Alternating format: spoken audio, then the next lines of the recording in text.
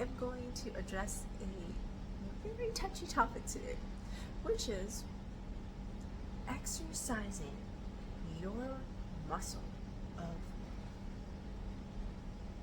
keeping it zipped. Why am I talking about this? Because I just did a 21-hour, 3-day event where I really started to recognize that a lot of people who don't know much about a lot of stuff don't know when to zip it. And you know who that hurts at the end of the day? It hurts the person in the audience who is actually trying to learn. It's okay when you don't want to be one of them, but respect the people around you if they do, right? And I always feel that people who are opening their mouths aren't opening their ears. And so what happens? The information just passes by and people sit there so that they can say they attended something, but they don't retain any of the information. Which leads me to really ask the question, so what's the point? That's why you think it's a waste of time. It's not a waste of time if you can sit there and just forget what you know and listen to what that person is trying to deliver to you. As somebody who also enjoys sharing my experiences and sharing my knowledge with others, I can tell you that there is no bigger turnoff. Yes, guys, I'm using the word turnoff. There's no bigger turnoff than when you think you're so smart.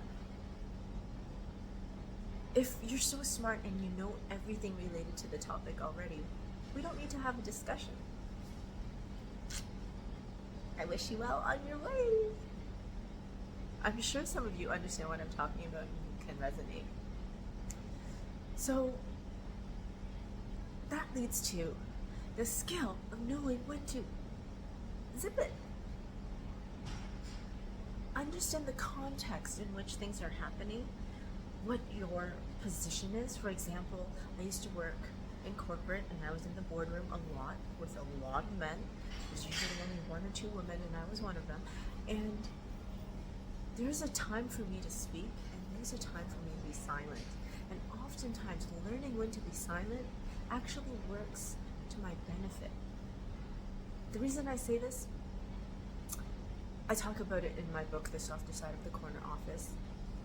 While certain personality types and masculine energy as a whole is there to battle it out and to prove themselves, if you think about the wilderness and any kind of species, usually the males show their aggression in order to win a fight and be able to mate with a female, for example, right? So in a boardroom setting, there's this question of how do I ensure that whatever I'm conveying has just as much weight and power with these men as everything that they've been saying for the last hour. And ladies, less is more. Our femininity does not require us to cha-ching and like take out the swords and show our, no.